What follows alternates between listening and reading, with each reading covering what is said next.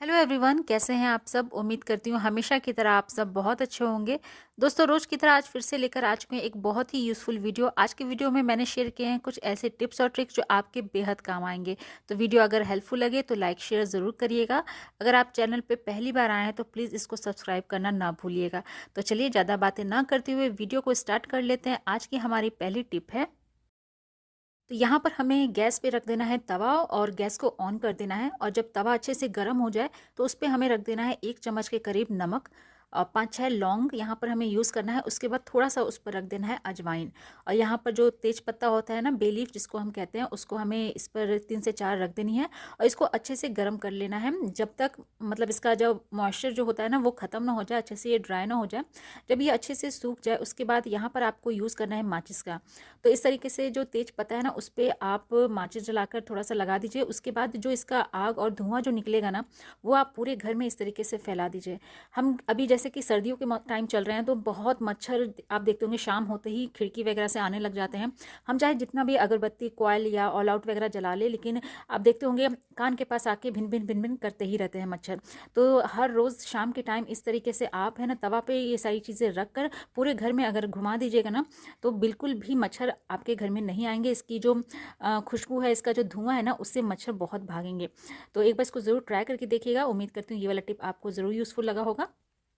सर्दियाँ स्टार्ट होते ही सबसे ज़्यादा दिक्कत आ जाती है बच्चों के लिए, क्योंकि वो बिल्कुल भी सॉक्स नहीं पहनना चाहते हैं, या सॉक्स अगर पहना दिया है तो फिर वो चप्पल नहीं पहनते हैं, क्योंकि जो चप्पल है ना उस पर सॉक्स पहन कर वो अनकंफर्टेबल फील करते हैं। तो उनको सर्दी जुकाम हो जाता है, जिसके बाद हमें फिर डॉक्टर के पास ले जाना पड़ता है, दवाई वगैरह करना पड़ता है। तो एक सिंपल सी ट्रिक आप यूज़ करिए। आपको करना क्या है, बस इस तरीके से चप्पल ले लीजिए और जो भी सॉक्स बच्चे पहनते हैं ना उसके अंदर इस तरीके से डाल दीजिए।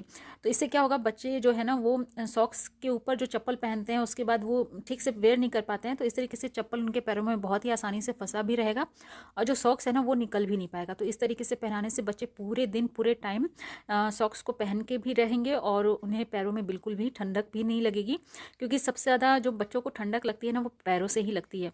तो ये छोटी सी ट्रिक है, एक बार इसको ज़रूर ट्राई करके देखिएगा। शुरुआत में तो थोड़े बच्चों को अनकंफर्टेबल लगेगा, लेकिन धीरे धीरे इसकी आदत हो जाएगी, क्योंकि जो बच्चे नहीं पहनते रहते हैं ना तो उनके लिए थोड़ी थोड़ी ट्रिगम तो करनी ही पड़ती है।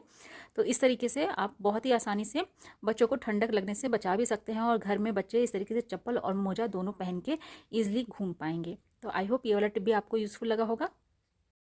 अभी जैसे शादियां हैं, फंक्शंस हैं, तो सूट वगैरह पहनते हैं तो उसके साथ टाई जो है वेयर करते हैं लोग। तो बहुत ही सिंपल सी ट्रिक आपको बताने वाली हूँ, जिससे जो ये आप टाई है ना बहुत ही ईजिली कुछ समय में ही आप इसकी जो नॉट है वो बांध पाएंगे। तो इस तरीके से आपको टाई लेना है, अपने हाथों में कुछ इस तरीके से रख देना है। उसके बाद ये वाला जो एरिया होता है ना इसको हाथों पर इस तरीके से लपेटना है। तो 3 बार इसको हमें इस तरीके से टर्न करते हुए फोल्ड कर देना है। उसके बाद जो ये बीच वाला है ना, आप देख सकते हैं, आई होप आपको समझ में आ रहा हो। तो बस ये वाला जो बीच वाला है इसको इस तरीके से हमें ऊपर की तरफ निकाल कर उसको हल्का सा खींच देना है। तो देखिएगा आप बहुत ही ईजिली कुछ सेकंड में ही आपकी जो नॉट है ना वो बन के यहाँ पर तैयार हो जाएगी। तो अगर आपको ना समझ में आए तो प्लीज़ थोड़ा सा स्लो करके देख लीजिएगा। तो इस तरीके से कुछ ही सेकंड में जो हमारे यहाँ पर है ना वो टाई की नॉट बन के तैयार हो जाती है। बहुत सिंपल सी ट्रिक है, इसको एक बार ट्राई करके देखिएगा। आई होप आपको ये टिप ज़रूर पसंद आया होगा।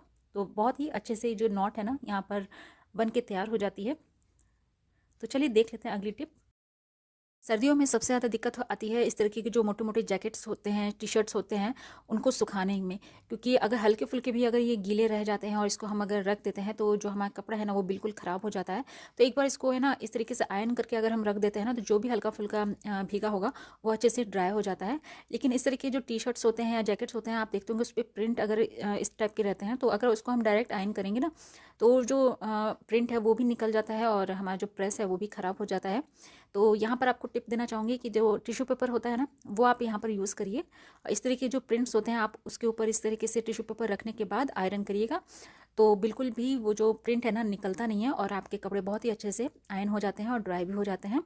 और प्रेस से रिलेटेड ही यहाँ पर आपको एक और टिप देना चाहूँगी। जब भी हम प्रेस करते हैं ना तो जो आयरन होता है उसको हम लोग सीधे बेड पर रख देते हैं। अगर बेड पर हम प्रेस कर रहे होते हैं तो कई बार क्या होता है हमारा बेड जो है वो भी जल जाता है। तो इस तरीके के जो चॉपिंग बोर्ड अगर आपके पास हैं एक्स्ट्रा अगर है तो आप उनको यूज़ कर सकते हैं प्रेस को रखने के लिए। तो बस इस तरीके से प्रेस करिए और जब आपको जो भी कपड़ा है उसको मोड़ना हो या फिर पलटना हो तो आप प्रेस को चॉपिंग बोर्ड पर इस तरीके से रख कर यूज़ कर सकते हैं। तो आई होप ये वाला टिप भी आपको ज़रूर यूज़फुल लगा होगा। तो बढ़ते हैं अगले टिप की तरफ। अगली ट्रिक में हम यूज़ करने वाले हैं यहाँ पर पॉलीथीन का। तो पॉलीथीन एक लेनी है, उसके बाद उसको हाथों पे कुछ इस तरीके से चढ़ा लेना है। उसके बाद एक यहाँ पर यूज़ करना है पुराने मोजे का, और इसको हम यूज़ करने वाले हैं अपनी क्लीनिंग के लिए।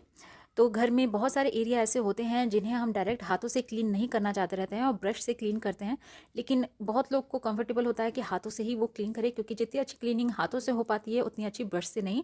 तो जो हमारे बेसिन एरिया होते हैं जहाँ पर हमें डेली लगभग उसको साफ़ करना होता है, तो कुछ इस तरीके से पॉलीथीन पहनने पर और सॉक्स को पहनने पर आप बहुत ही आसानी से बिना इस हाथों को भिगाए हुए सर्दियों के मौसम में आसानी से आप क्लीन कर पाएंगे। बहुत ही अच्छे से ये साफ़ भी हो जाता है, अलग से आपको कोई स्क्रबर या कुछ लेने की ज़रूरत नहीं पड़ती है। बस सीधे हाथों में थोड़ा सा साबुन आप लीजिए और इस तरीके से हाथों से बस इस तरीके से मलते जाइए। तो आपके जितने भी टैप हो, बेसिन्स हो, या फिर कोई सा भी एरिया जो होता है ना, बाथरूम का हो, टाइल्स वगैरह हो, तो इस तरीके से हम बिना अपने हाथों को भिगाए हुए भी साफ़ कर सकते हैं। तो यहाँ पर आपको सॉक्स निकाल के दिखाती हूँ, और पॉलीथीन बिल्कुल भी हमारे हाथों में जो है वो पानी नहीं गया हुआ है। अगर जिन्हें थोड़ी सी प्रॉब्लम होती है डायरेक्ट हाथों से इन सब चीज़ों की क्लीनिंग करने में, तो वो इस ट्रिक को यूज़ कर सकते हैं। आई होप ये वाला टिप भी आपको ज़रूर यूज़फुल लगा होगा। तो चलिए बढ़ते हैं अगले टिप की तरफ। इस तरीके के कंटेनर्स जो होते हैं, जैसे दही वगैरह के होते हैं, तो इनमें हम जैसे कभी कोई मसाले या कुछ भी रख देते हैं। आज इसका एक और यूज़ आपको बताने वाली हूँ। तो इस तरीके के जो खाली कंटेनर्स होते हैं ना, वो आपको लेना है। उसके बाद कोई भी नुकीली चीज़ आप ले लें। जैसे यहाँ पर मैंने एक बड़ी सी कील ली है, उसको आप गैस पर गर्म करके इसका जो बॉटम एरिया होता है ना, वहाँ पर इस तरीके से होल्स कर देना है। तो 7-8 होल या जितना आपको ठीक लगे इस तरीके से होल उसमें कर दीजिए। उसके बाद ऊपर में हमें यहाँ पर 2 होल करने हैं आमने सामने, तो इस तरीके से 2 होल हम कर देंगे। उसके बाद यहाँ पर आपको कोई भी डोरी लेनी है, रस्सी ले लीजिए। तो यहाँ पर मेरे पास प्लास्टिक की एक रस्सी थी, क्योंकि ये बहुत ज़्यादा मजबूत होती है, तो मैं इसको यूज़ कर रही हूँ। तो इस तरीके से जो हमने ऊपर साइड में 2 छेद लगाए हैं ना, बस इस तरीके से उसमें इसको बांध देना है अच्छे से। लेंथ आप अपने हिसाब से रख लें, जितना छोटा बड़ा आपको चाहिए बस उस हिसाब से आप इसकी लेंथ रख लें। अब इसको हम लोग यूज़ करने वाले हैं अपने जो बर्तन सिंक होता है ना, वहाँ पर। जो हमारे जो बर्तन धोने वाले जूने होते हैं, स्क्रबर होते हैं, आप देखते होंगे उसमें से बहुत सारा जो पानी है वो निकलता रहता है उसमें। अगर उसको हम ऐसे ही भीगा वो छोड़ देते हैं तो उसमें अजीब सी स्मेल आ जाती है।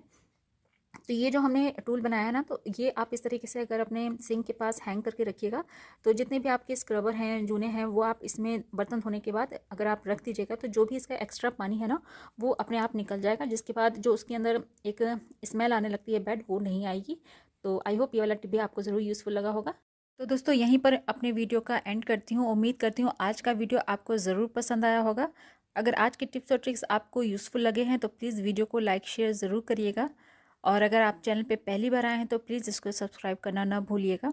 कल फिर मिलती हूँ ऐसे ही एक नए वीडियो के साथ, कुछ नए टिप्स और ट्रिक के साथ। तब तक के लिए अपना ख्याल रखें। Good bye.